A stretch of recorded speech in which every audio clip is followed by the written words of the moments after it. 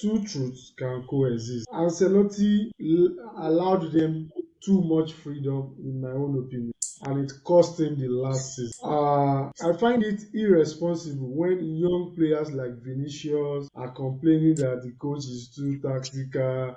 He doesn't let them do this. He doesn't let them do that. And I think Vinicius is becoming an image problem for Real. They don't need all those distractions. There's the contract issue. There's the tantrum with the coach. Why did you sub me? Why did you? And as for managing egos, I think Alonso is not that guy. He's not a Zidane. He's not an Ancelotti. It will be difficult for an Alonso to manage those kind of egos. So personally, I feel Alonso might have his tactical flaws, but Madrid players are spoiled also. I mean, you can't say coach should just send you to the pitch and go and be doing what you like. No, it doesn't work that way. You can Are they any different Well, from I, in the past? I think that this issue it can be split into two. In the sense that there's the problem.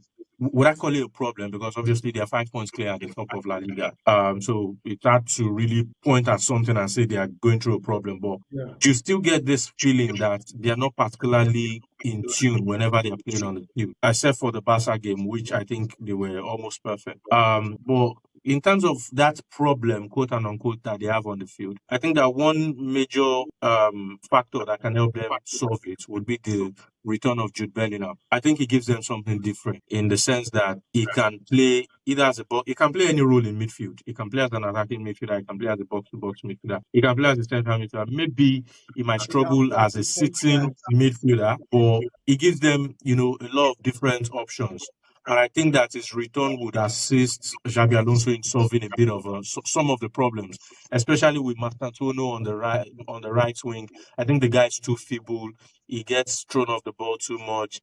Tactically, it might not be a great fit like that. So He's we'll actually see. not a right. He's an attacking midfielder. So we'll see. We'll see how it works with Bellingham's return. But then there's the off the pitch problem with issues like Vinicius Junior. Vinicius Junior is not a stranger to situations like this. We've known him to always, there's always drama surrounding him. To put him out, it wasn't a good look to see him complain the way he did after I was subbed out in the El Clasico. The good thing that he has come back to apologize. But I agree with JD to an extent. I know I mentioned it before the season started that this Real Madrid team needs more of a manager than a coach. You've bought these players because you think that they are really good players or they are players with massive potential. They are not players that you haven't bought players like the way Inter buys maybe an Andy Diop or a Peter Sucic. You've bought players that are almost experts in their roles, or at least they have the potential to become experts in their role. They need little to no coaching.